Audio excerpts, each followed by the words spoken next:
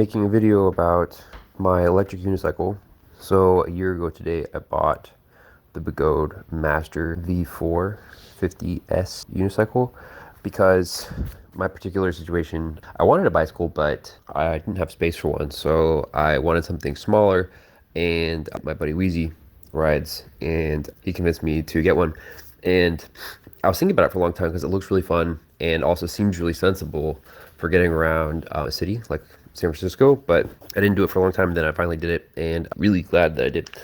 So first of all, this is what I tell people when people ask about it on the street. So it's basically 2 times the fun of any other mode of transportation. It's really fun. Imagine snowboarding. It's kind of like a mix of mountain biking and snowboarding. But I think the dominant feeling is definitely like snowboarding. It's all like the way that you turn, the way that you accelerate and also decelerate. It's all on how you lean and you just use your feet. And it's very much like snowboarding. But sometimes it can be a little bit technical, especially if you're off-road. And when you do that, it definitely feels a little bit more like mountain biking because you have to look for and pay attention to tire placement when you're going over bumps and stuff. But so it's basically 30% better range for the same battery size as a scooter would be. And also usually about 30% more expensive than a scooter with approximately that battery size or speed because it's still a very niche market. But that said, they're almost always very small. Mine is pretty big, and there are a few of them that are even bigger than mine. But for the most part, they are very small, carry-on luggage size or smaller. And they also act a lot like carry-on luggage because they have a trolley handle, so you can walk them around, and they're very easy to walk around, even though they are usually kind of heavy. You can walk them around, and they just glide along without any effort at all because the motor does all the work for you. So it's even easier to walk around than it would be like a piece of luggage. But also, it's worth noting that the price is coming down recently. There are more manufacturers getting into the game, and also the quality in general of the unicycles is coming way up. It's still a very infant industry, but in the last 4 years or so, they started making them with suspension, which is a complete game changer. It makes the wheel easily 3 to 5 times more safe and also more comfortable to ride at any kind of reasonable speed. And they really are a very practical way of getting around now, especially with the suspension. So I got the Master on July 9th in 2024, and it wasn't my first time riding an electric unicycle. I had learned a little bit on a much smaller electric unicycle, and I kind of recommend learning on a larger unicycle. It's very difficult to control a large and heavy unicycle, and when you're learning, it's just not the kind of thing that you want to worry about. You want to worry about how to learn to balance, and if you have a lot of extra weight, it's going to make the learning curve a lot longer.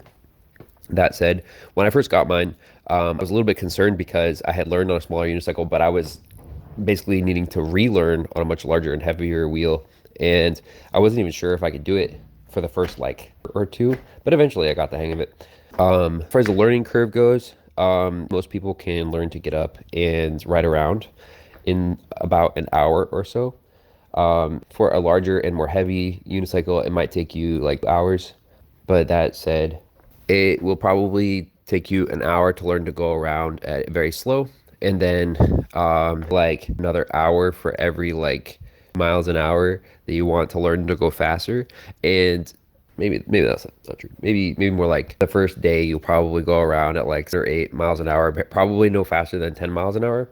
And then took about a week to learn to ride miles an hour faster, every 5 miles an hour above 15 miles an hour. So the first week I was riding around 10 to 15 miles an hour, and the second week it was like to 20, and then the third week it was more like 20 to 25, and so on and so forth. So it took me a while to learn to go fast, but that's because I was riding very conservatively. I didn't actually have protective gear for the first like or 4 weeks that I had it, so I didn't want to crash. I didn't want to even come close to crashing, so I was riding very conservatively. I probably would have learned a little bit faster if I had protective gear faster. But yeah, let's talk about protective gear. So you need protective gear if you're going to ride an electric unicycle. Then about 20 miles an hour. 25 is about like I think the reasonable and conscientious like limit for wearing protective gear. So you probably want elbow pads, wrist pads, guards, and knee pads at minimum. And if you're going to go faster than like miles an hour, you might want more than that. Like in crash gear, it's very much like a motorcycle, but a little bit less steady and stable. High wind environments, and also there are any big bumps, it will definitely be a lot less stable than a motorcycle or a bicycle.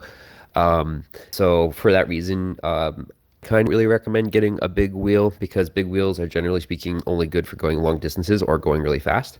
And though I do love my Master, don't really see any reason why I shouldn't have gotten a little bit of a smaller wheel, because problem with getting a big wheel is that you the temptation to go really fast. Or at least there probably is for a beginner. But you have to wear a lot of gear to be safe going really fast. And I'm kind of tired of lugging around all the gear all the time. So I've stopped going fast. I usually wear a helmet because I'm mostly just going distances around the city, and stopped wearing my knee and elbow pads. So I usually don't never go faster than 25 miles an hour. Even though I can do that comfortably, I'm a very confident rider by now, just not safe and or convenient. I can get anywhere I want to get to in the city 20 miles an hour without like I'm going very slow. And the convenience of not needing to wear gear is just out any benefit that would happen by me getting there much faster. So yeah, for that reason, I think for most people, there isn't really a reason to get a big wheel. And yeah, make smaller wheels now with suspension.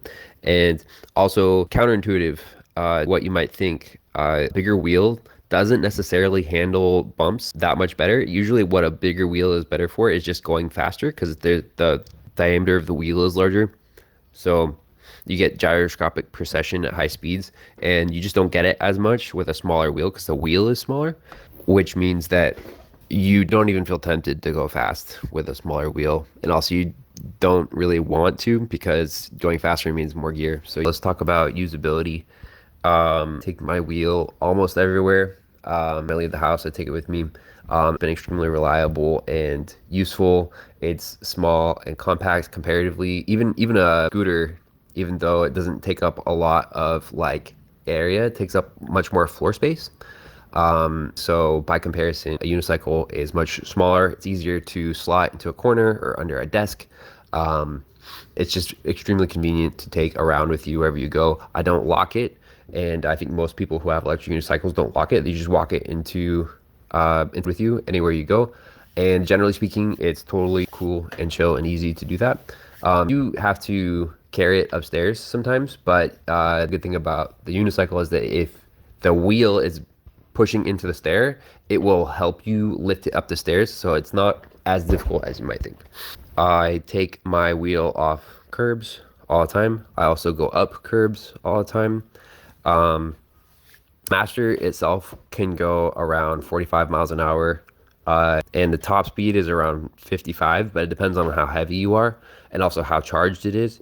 For that reason, I've never been fast. The fastest I've ever ridden my Master is 47 miles an hour, which is about as fast as you want to ride a unicycle anyway, honestly. But unless you're like, I also don't use power pads on the sides. A lot of people like to use power pads, but feel like it just adds more bulk to the wheel. And also, I don't like how it forces your feet to be in the exact right position every time you get on your wheel. I would like my feet to be able to be a little bit out of place, because it just means that less adjustment. I don't ride with power pads, and I don't really feel like you need it as long as you're doing reasonable speeds, not racing, etc. I will say that in the city of San Francisco, I have been hit by a car one time, and also, but I was fine because I was wearing all my gear on that occasion. Then I have almost been hit by a car, very nearly avoided it 4 more times. And every time it was because I was riding in the bike lane, and people never check the bike lane to see, like, always a situation where cars have to pull through the bike lane to find parking, or pull through the bike lane to turn onto another street, or parking lot or whatever. And often they just don't check to see the bike lane, so they turn without warning. Also without slowing. And every time I was almost hit, it was because of that. It's because they were either trying to find parking and just like in one fast, without checking to see if there's anyone in the bike lane, or checking to see if Anyway, I think actually the solution to being safe is either to never go faster than 20 miles an hour in the bike lane or just ride in the street if you're going to go faster than 20 miles an hour. Generally speaking, in San Francisco, traffic is around 25 miles an hour anyway because the streets, it's a stop sign in almost every corner. And there are places with streetlights and stuff, but most traffic does not go very fast in San Francisco. So it's usually pretty reasonable to ride in the street, and people just are more aware of you. So yeah, I would recommend not riding in the bike lane. If you're gonna go faster than 20 miles an hour, it becomes very dangerous because people will pull through the bike lane all the time without checking. Go to the grocery store with my unicycle all the time.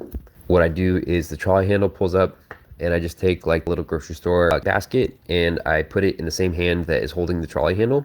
It sits partially on the wheel itself and the wheel just carries my groceries around for me. So I wheel my wheel around. I don't even have to carry that. The wheel does it for me. And that is actually like convenient. I think other unicycles might not be able to do that, but I do carry my groceries home just fine. And I think it is like easy to carry your groceries home. My assumption when you're riding a unicycle is that you're not going to be taking it super huge distances anyway. So it's about a 5-minute ride from the grocery store back to my house. And it's never been very much of a problem to just hold my groceries in my arms on the way home. So they do get a little bit heavy, but it's nothing I can't handle.